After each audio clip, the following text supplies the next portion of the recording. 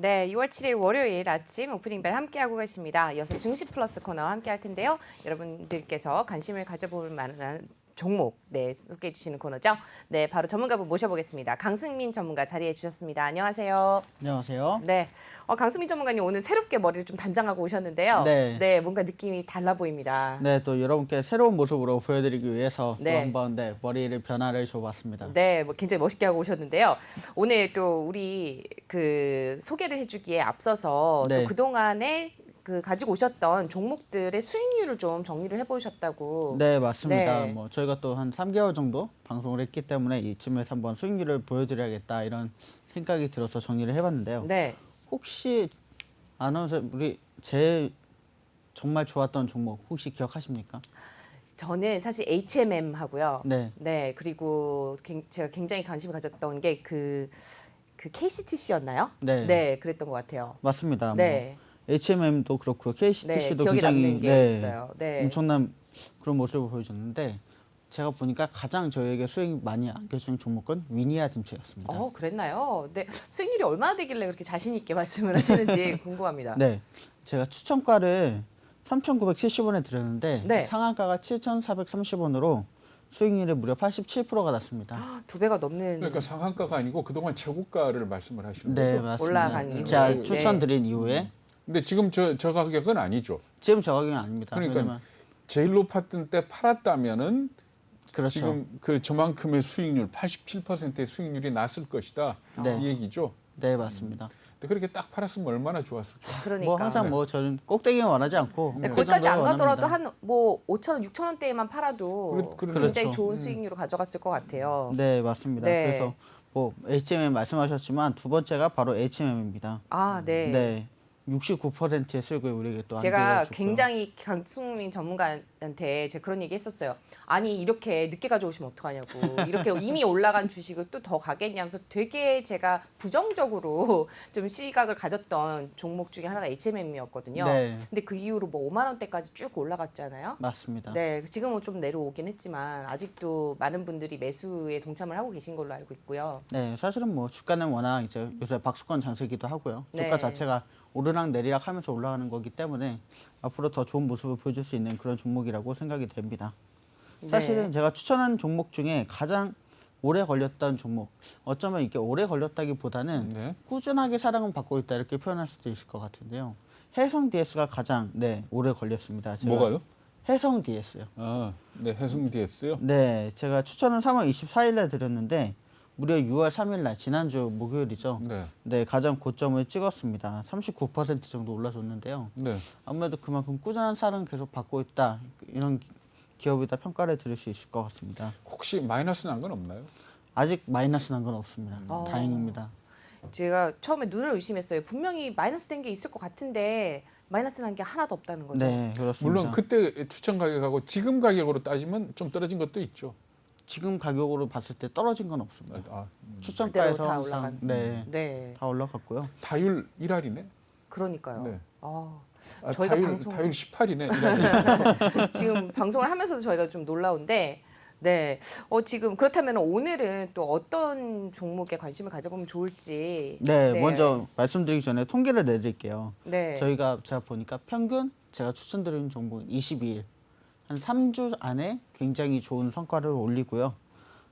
대부분 뭐 통계를 보면 36% 정도의 네. 수익을 가져다 드렸다 평균. 말씀드릴 수 있습니다. 네, 36%면 사실 우리가 한 4%만 가져가고 이제 빼요, 막 이렇게 얘기를 그렇죠. 했었는데 좀 억울하실 수도 있을 것 같아요. 그러니까 어깨에서 파셨다면 제가 볼 때는 한 25%에서 30% 정도 네. 그 정도 수익을 얻어 가셨을 것 같습니다. 네, 저희 오프닝 벨만 시청하셔도 굉장히 좋은 수익률을 가져가실 수 있을 것 같습니다. 네, 맞습니다. 굉장히 헤어스타일을 왜 바꾸고 오셨는지 이해가 가는데요.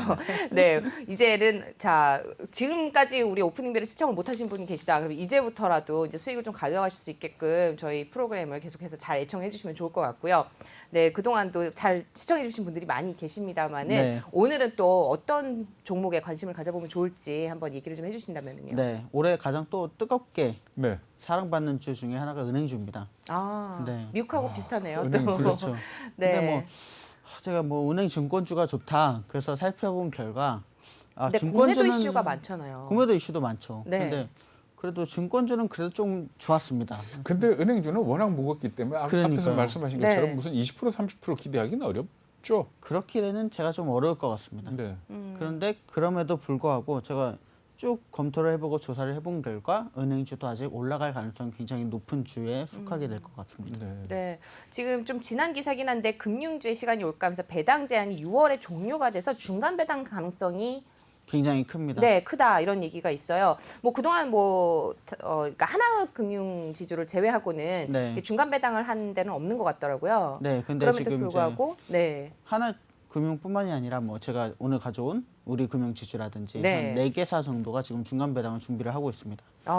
지금 딱 말씀하신 게 우리금융 네, 맞습니다. 가져오셨다고 하셨는데 공매도 했다가 중간 배당 나오면은 나중에 공매도 빌려왔던 주식 돌려줄 때 배당까지 다 같이 줘야 되죠. 그럴 네, 거예요. 맞습니다. 네, 그렇습니다. 예, 네, 예. 네. 굉장히 그러니까 중간 배당에 대한 기대가 높다면 2월까지는 공매도는 없겠네요. 그러니까요. 네. 네. 왜냐하면 공매도 자체가 이제 내려갈 거에 베팅하는 거기 때문에 네. 배당을 하면 보통 주가가 올라갑니다. 네. 그렇기 때문에 지금 만약에 공매도에 들어가신 분들이라면 빠져나오시길 권해드립니다. 네, 얼른 빠져나오시는 걸로. 네. 네. 자, 우리은행에 대해서 한번 좀 자세히 알아볼까요? 네, 제가 역사를 찾아보니까요. 네. 우리은행이 사실은 우리나라 최초의 은행이었고요. 어. 네, 국영은행이었습니다. 네. 고종황제가 1899년에 고종황제까지 나오나요? 나옵니다. 네. 네. 네, 대한천일은행이라는 은행을 아. 네, 만들어라 이렇게 네. 얘기를 해서 그때 처음으로 이제 생겼고요. 네. 근데 이제 뭐 그렇게 가다가 이게 은행이 두 갈래로 이제 나눠줍니다. 한국산업은행하고 한국종합흥업은행 이 두 가지로 갈라져서 꽤 오랫동안 가다가 1960년에 이르러서 이제 한일은행은 많이 들어보실 것 같은데요. 이때 한일은행으로 합쳐지게 됩니다. 그래서 우리나라 최초의 민영화 은행을 도전을 하게 됩니다. 사실은 그만큼 굉장히 좋았던 그런 흐름을 보여줬다 말씀드릴 수 있겠죠. 그래서 IMF 사태 때 이제 민영화했던 이 은행을 예금 그때 보험공사가 흔들렸죠. 네, 네. 다시 사들이게 됩니다. 그래서 좀 한동안 힘들었다가 다시 한빛은행으로 출범을 하게 한빛은행. 됩니다. 네, 그러니까 맞아요. 상업은행하고 합친 거죠. 그게? 네, 맞습니다. 그리고 또 한빛은행으로 이름을 바꾼 다음에 곧이어서 우리금융그룹으로 이름을 이제 지주사를 확립을 하더니 네. 그 전에 평화은행이라고 인수를 했었습니다. 네, 맞습니다. 역시 너무 정확하십니다. 네. 네. 저희 김기상 앵커님의 그 뭐라 그럴까요? 살아계신 위키피디아입니다. 그렇죠. 분석을 빠져나갈 수 없습니다. 절대. 그렇습니다. 네. 그리고 이제 드디어 2002년에 들어서야 이제 우리가 최근에 알고 있는 우리은행이라는 이름으로 바뀌었습니다. 사실은 저는 한일은행 때부터 기억이 나서 한일은행이 더 이렇게 마음에 와닿는 그런 느낌이 있는데요. 아니 나이가 어떻게 되시나 한일은행을 기억을 하고 계시죠? 네. 그때쯤 태어나셨을 것 같은데. 그래서 이제 그러다가 이제 2014년에 조금 어려움이 있습니다. 우리금융지주 흡수합병으로 우리금융그룹 자체가 이제 해체가 되는 일이 네. 있었는데요. 네. 그러고 나서 2019년에 다시 우리금융그룹을 재출범하게 됩니다. 그래서 제가 이제 제목을 고조 할아버지에서 네, 막내로 태어났다 이렇게 지어봤습니다. 그래서 네. 사실은 주가를 보면 이제 2019년에 다시 상장을 했기 때문에 은행주 중에서는 가장 짧은 역사를 가지고 있다고 볼 수 있겠습니다. 지금 우리 은행주 이 중에 순위로 따지면 KB가 제일 크죠. KB가 가장 크고요. KB 하나. 그다음에 신한, 하나, 네, 우리 이쯤 되나요? 이쯤 됩니다. 네. 그래서 톱4를 얘기할 때 그 정도를 얘기하고요. 네. 네. 사실은 요새는 이제 신한이 굉장히 ING를 인수합병하면서 굉장히 달려가고 있는 상황이고 하나은행도 이제 그래서 보험에 뛰어들면서 네. 각축전을 벌이고 있다고 볼 수 있습니다. 그런데 사실 우리나라 은행주 그 주식이 그 주식 아닙니까? 그 주식이 그 주식이죠, 사실. 지금 저 시청자분께서 우리 금융지주인가요? 종목 이름이 우리은행인가요? 우리 금융지주인가요? 이렇게 우리 물어보시는데 금융지주입니다. 우리 금융지주군요. 네. 네, 우리 금융지주라고 다시 언급을 해주셨습니다. 그러니까 우리 금융지주 밑에 우리 은행이 있는데 우리 은행은 상장된 게 아니죠. 그렇죠. 그러니까 네. 우리 금융지주 밑에 뭐 카드도 있고 은행도 있고 뭐 이런 식으로 사업 분야가 있는 거 아닙니까? 네, 그죠? 맞습니다. 그러면 전체 이 우리 금융지주의 사업에서 우리 은행이 차지하는 비중이 제일 많죠. 제일 많고 어느 정도 50%에서 한 5% 사이로 왔다 그쯤이요? 갔다 하더라고요. 네. 그 다음으로 큰 게 뭐 많이 아시지만 BC카드라든지 네. 이런 카드 부분이 또 있고 네. 네. 그래서 아무래도 굉장히 좋은 사업을 영위하고 있는 은행 중에 하나라고 볼 수가 있습니다. 그럼에도 불구하고 4개사 중에는 가장 막내라는 거 아무래도 이게 2019년에 재상장을 하다 보니까 제가 볼 때는 아직 좀 많은 인수합병과 이런 것들을 거치면서 기업이 이제 조금 기업에서 멀어졌다 다시 돌아왔다 이런 얘기가 있었기 네. 때문에 이런 것으로 보이고요. 앞으로는 좀 제대로 한번 발판 삼아 도약할 수 있지 않을까 이렇게 생각을 해보고 있습니다. 네. 다 비슷하지만 그럼에도 불구하고 우리 금융 지주를 들고 오신 어떤 특별한 이유가 있습니까? 네, 제가 이제 투자 포인트에 사실은 설명을 해드리려고 그랬는데요. 네. 네, 각 주요 은행의 최고 주가와 비교를 했을 때 상승 여력을 비교를 해봤습니다. 네네. 그랬더니 우리은행은 지금 최고 주가, 그러니까 상장했을 때 주가에서 50%까지 떨어졌고요. 네. 네. 그래서 앞으로 상승 여력은 50%가 있고 지금 현재가는 5,000원 미만으로 떨어져 있습니다. 그래서 이 부분에 있어서 우리은행이 가장 상승 여력이 있다 이렇게 평가를 했고요. 그 다음은 기업은행. 네. 기업은행은 우리은행하고 비슷하게 50% 정도로 왔고 한 10,000원 정도. 근데 네. 이제 많은 분들이 제가 이제 항상 갖고 오지만 저는 싼 주식을 선호를 합니다. 왜냐하면 네. 그만큼 가능성도 있고 여러분들이 다가가기에 좀 친화적인 그런 우리 네. 아까 제가 주가 차트를 잘못 봤나요? 우리 금융지주 가격을 보니까 10,000원대였던 것 같은데. 가격은 10,000원대고요. 네. 그러니까 최고가랑 비교를 했을 때 그러니까 그 제가 정도 이제, 차이가 있다. 네, 그리고 앞으로 상승 여력이 5,000원 정도는 올라갈 수 있다 이런 얘기를 드리는 그 겁니다. 말씀이시군요. 네. 네. 우리가 앞에서도 얘기했습니다만은 이렇게 이제 앞으로 금리가 올라갈 거다라고 예상을 했을 때 네. 우리나라 은행들 같은 경우에 이 부실 채권이 얼마나 되는지 이런 부분들도 굉장히 중요할 것 같은데요. 너무너무 중요한 부분 중에 하나입니다. 이것과 관련해서 우리은행의 어떤 리스크 요인 같은 건 없습니까? 네, 지금 사실은 부실 채권이 굉장히 큰 이야기 중에 말씀하신 네. 것처럼 하는데요. 지금 부실 채권 규모가 전분기 대비 1,000억 원이 감소를 했습니다. 네. 네, 그리고 사실은 지금 이 정리 규모도 700억 원 정도 정리를 해나가는 중이고요. 그러니까 대손 충당금을 쌓아놨다 이거죠. 네, 맞습니다. 그래서 뭐 기업 여신이나 가계 여신이 사실은 이제 약간 그런 부정적인 기사도 있습니다. 코로나로 인해서 정부의 지원금이 있었기 때문에 개인들이나 기업들이 이제 이 부분을 좀 은행에 갚았다 이런 얘기를 하는 부분도 있었는데요. 네. 네, 이 부분을 조금 생각하더라도 제가 볼 때는 은행의 이런 빚들을 갚아 나가는 것이 굉장히 좋은 시그널이라고 보고 있습니다. 사실 그러니까 IMF 외환위기 왔을 때 금리가 급등하면서 은행들이 망했던 이유가 이 부실 채권 때문에 그랬던 거죠. 그렇죠. 네. 지금 또 이제 관련한 뉴스들도 계속 짚어주시면 좋을 것 같아요. 네. 어떤 이슈들이 있는지 함께 우리 금융지주에 대해서 이슈들 한번 짚어보면 어떨까요? 네, 맞습니다. 사실은 이제 중간 배당 아까 얘기가 잠깐 나와 있는데요. 네, 그랬죠. 네, 이 사실은 이제 코로나가 터지면서부터 국가에서 은행들을 굉장히 관리를 열심히 했습니다. 네. 네, 이 배당을 너무 많이 해서 국민들의 손실을 높이지 않을까 이런 우려를 했던 것 같은데요. 네. 그래서 배당을 어느 정도까지밖에 할 수 없도록 국가가 제한을 했었는데 이제 이게 풀리는 겁니다. 그래서 이제 중간 배당이라는 것을 6월 달에 이제 하게 될 것 같고요. 네. 지금 이제 주식에 그래서 제가 은행주를 갖고 온 게 지금 들어가시면 중간 배당을 받을 수가 있겠습니다. 지금 사실 우리 금융 같은 경우에 이게 나라 거죠. 지금은 나라게 아닙니다. 네, 예금보험공사가 대주주죠. 네, 지금 뭐 대주주긴 한데요. 예금보험공사가 대주주니까 뭐 사실은 나라 거라고 볼 수 있죠. 볼 수 있는 거죠. 네. 그렇긴 한데 예금보험에서도 이제 점점 더 네. 자기는 4%까지 낮추겠다. 낮추겠다 이런 기사를 냈더라고요. 네. 그래서 사실은 첫 번째 민영화 기업인 것처럼 아무래도 그런 부분을 좀 제대로 부각시키고 싶어하는 것이 아닌가 네. 이렇게 생각해 볼 수 있겠습니다. 예금보험공사. 제가 또 주거래은행이 우리은행이거든요. 네, 근데 네. 또 예금보험공사 얘기 말씀하시니까 굉장히 신뢰가 갑니다. 네. 이렇게 혹하다니. 네. 아무튼 중간 배당도 눈앞에 있고 네. 또 네. 그렇다면은 꼭 우리 금융지주 아니더라도 뭐 중간 배당이라든지 이런 호재들이 있기 때문에 다른 그럼요. 쪽도 뭐 하나금융지주라든지 뭐 모든 다양하게 지금 이제 뭐 시중 4대 은행이 네. 다 좋은 호재라고 볼 수 있습니다. 그렇죠. 그렇게 따지면은 뭐 신한은행이라든지 네. 뭐 하나금융지주라든지 뭐 이렇게 그쪽으로도 관심 갖는 게 낫지 않을까요?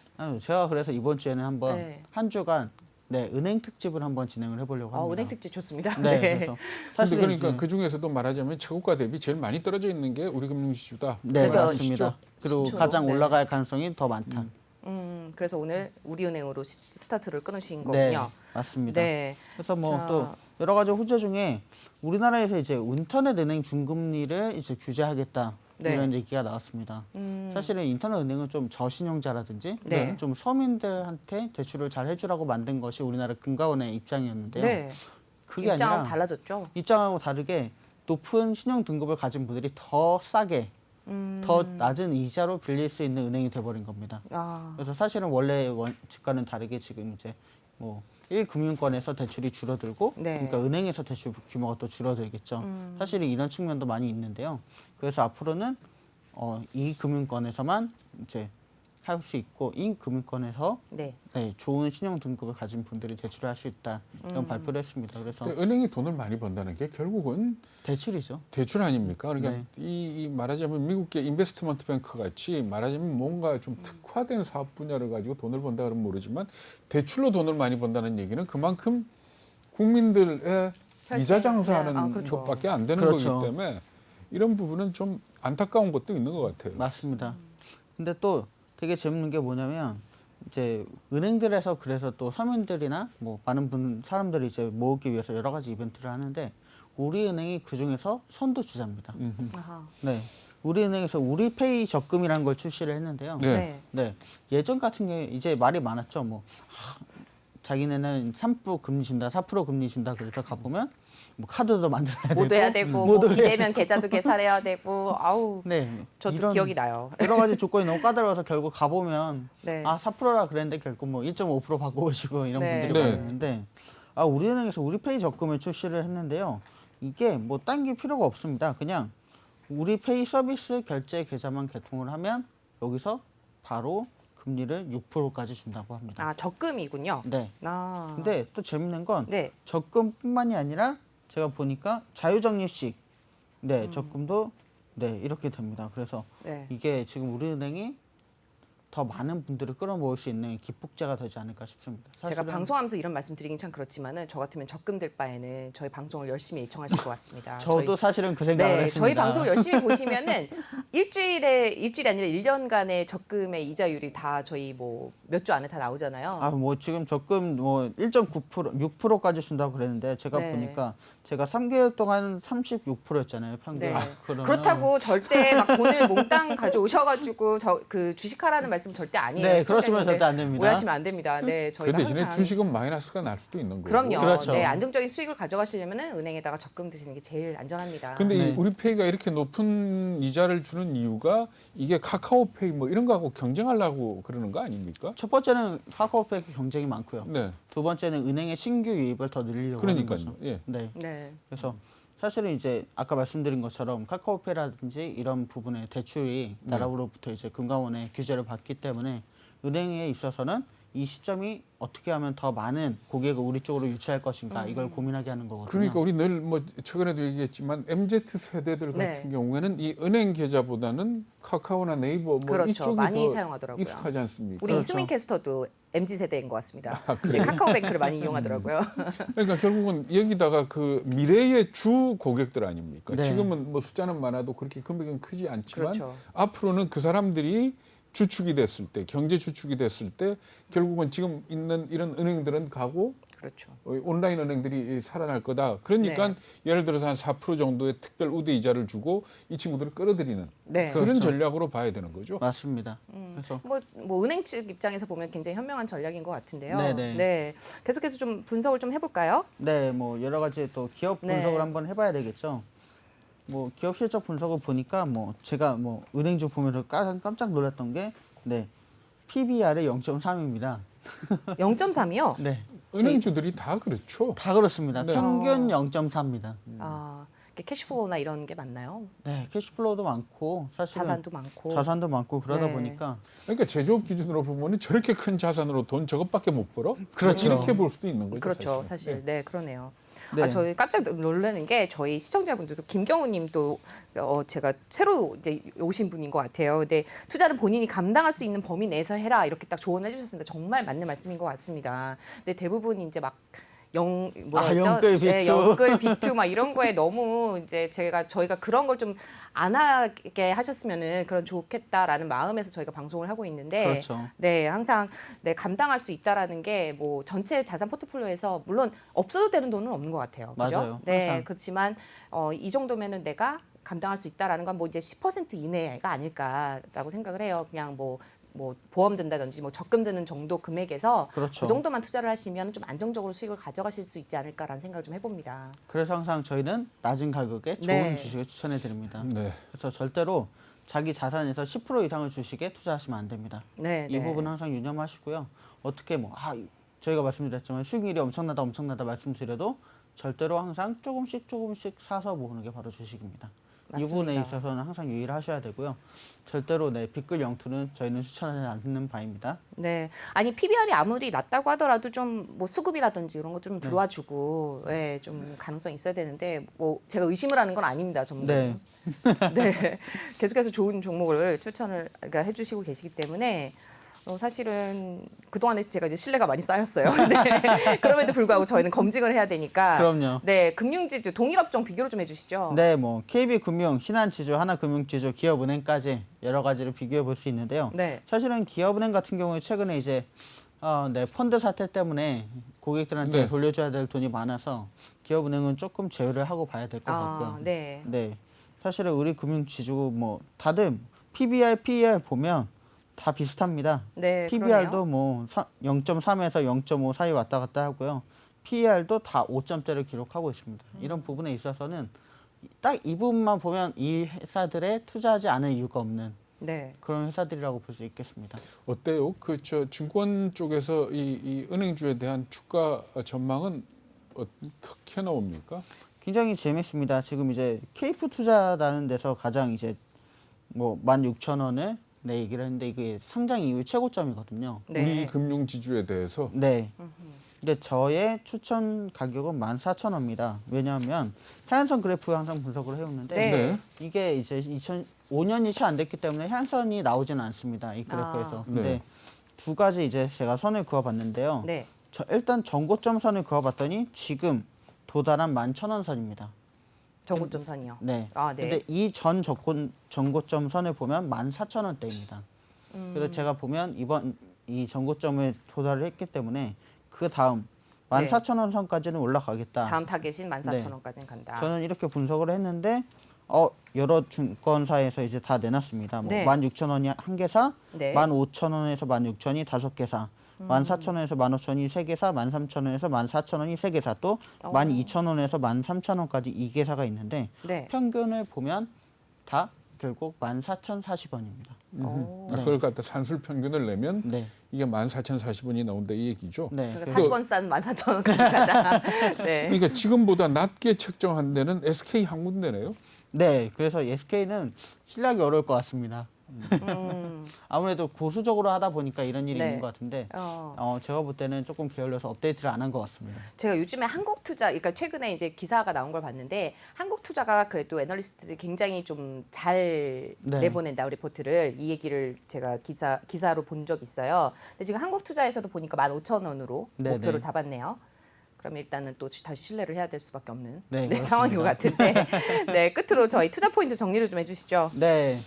이제 소외주에서 벗어나 강세를 타고 상승할 전망이라는 것이 가장 좋은 이유인 것 같고요. 올해 들어 은행주가 코스피가 10% 올랐는데 20% 이상 초과 수익률을 달성하고 있는 중입니다. 섹터 안에서도 종목 돌림 현상이 일어나서 아직 상승이 그렇게 크지 않은 종목들이 마저 수혜를 볼 것으로 예상되는 게 바로 우리은행입니다.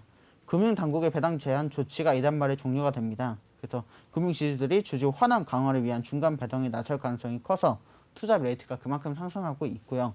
이주야 한국은행 총재가 연내 기준금리 인상을 처음으로 얘기를 했습니다. 그래서 이 부분에 기준금리가 인상하면 아무래도 은행의 수혜가 되니까 굉장히 좋은 것 같고요. 정부가 인터넷 전문 은행들을 이제 규제에 들어갑니다. 그래서 기존 일반 은행들에 굉장히 좋은 영향을 미쳐갈 것으로 보이고요. 국내 은행들의 부실 채권 비율도 역대 최저 수준으로 낮아져서 아무래도 이런 부분이 은행에서는 감당하기가 굉장히 좋을 것으로 보입니다. 그리고 네. 타 은행에 비해서 우리은행은 최고 금리를 제공하면서 소비자들이 아무래도 몰려들 것으로 보입니다. 새마을금고 같은 데서 특반 예금 적금을 내놓으면 사람들이 새벽부터 줄 선다고 하잖아요. 그렇죠. 네, 제가 볼 때는 우리은행도 이런 비슷한 효과가 일어나지 않을까 생각해 봅니다. 또 마지막으로 아까 말씀드렸지만 각 주요 은행 최고 주가에 비교해서 상승 여력을 봤을 때 우리은행은 그 중에서도 가장 좋은 모멘텀을 맞고 있습니다. 네. 오늘 이렇게 좋은 종목을 만약에 좋다라고 이제 놓고 봤을 때 우리금융주를 가져오셨는데 네. 이번 주에 은행주 관련해서 갖고 오신다고 했잖아요. 네, 맞습니다. 금융주. 네. 네. 뭘 가지고 오실다고 하시는지 갑자기 궁금해집니다. 아무튼 네. 네, 오늘 여기까지 들어보도록 하고요. 네. 네, 오늘 도움 말씀 주신 분, 네, 강승미 전문가였습니다. 말씀 고맙습니다. 감사합니다.